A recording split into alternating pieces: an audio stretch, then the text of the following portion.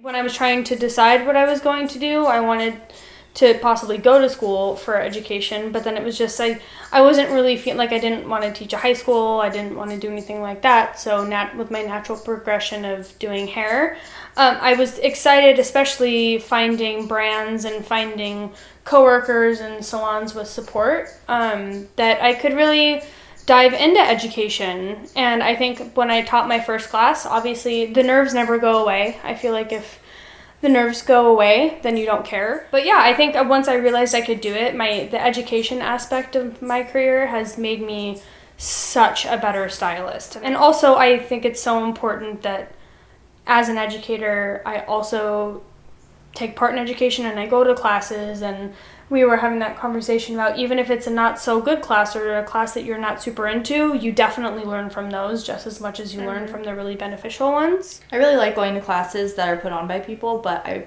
feel like surrounding yourself with people that are better than you, because just absorbing what's going on with them, even in the salon, I feel like I get a ton of like free in-house education just from my coworkers. When I first started doing hair, I didn't know where to go for education, so I just went online and I just watched YouTube videos of other hairstylists and also other not hairstylists for fun.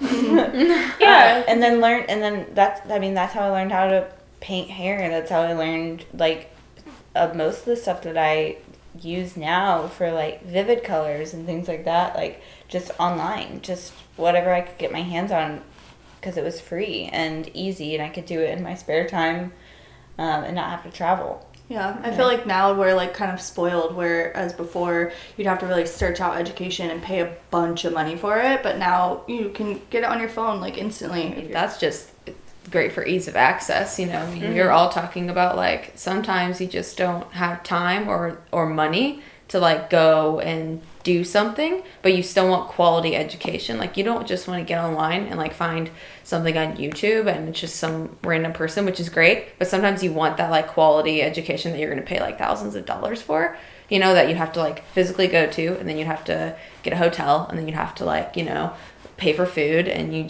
there's so many expenses that come with that. So having it available online, and that what you're getting is quality, that it's not just like bullshit, I guess, is really important. So online education is huge. It's convenience, right? Like I don't have to get ready to go to this class and present myself, because I could do it at home at 1:00 in the morning. Yeah, I was at the salon all day, and I couldn't go to the class because I had to take clients, because it's my livelihood. So like this gives me the time to do it on after, or maybe on my day off that the class wasn't happening At my own time. Yeah. Also, I think it's done leaps and bounds because not everybody lives in a big city where there's cool salons that are having big, like, open mic nights where people are cutting all over the place, or, places that are hubs of education. A lot of places don't have that. When you're first out of hair school, you don't always have money to do, like you were saying, like to do that. So it's just and people are passionate, and they are wanting to seek something, and I think that it's really important that they have that ability to get that without having to do so much and like sacrifice so many things for that.